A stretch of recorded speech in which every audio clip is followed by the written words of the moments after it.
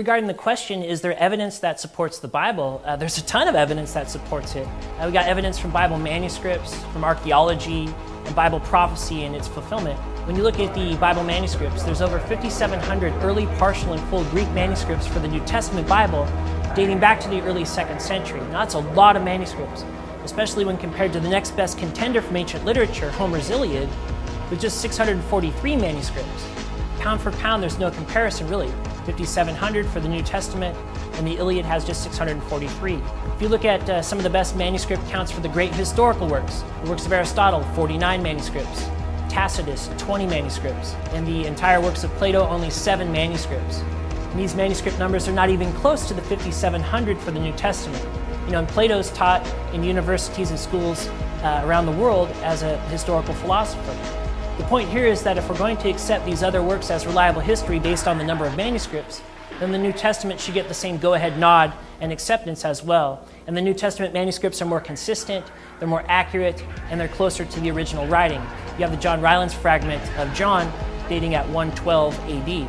It's been said that nearly every time a shovel hits the dirt in the Holy Land, an artifact surfaces that supports the Bible.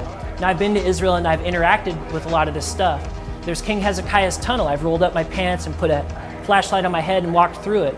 And that tunnel, the discovery, verifies King Hezekiah from the Old Testament. You have King Cyrus, who's been verified, people groups such as the Hittites and the Moabites. And one I like a lot is an ancient stone inscription that mentions the house of David in reference to King David's kingdom in ancient Israel. And the list goes on and on for Old Testament archaeology. And taking a look at the New Testament, there's a stone inscription confirming that Pontius Pilate was a ruler at the time of Jesus, supporting the Bible's claim that Christ was sentenced to death by Pilate.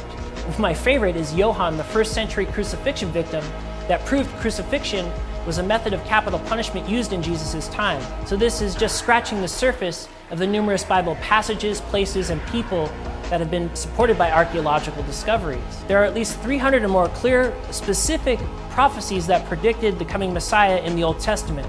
They were made hundreds, even thousands of years before Jesus came on the scene, and Jesus fulfilled each and every one of these prophecies exactly.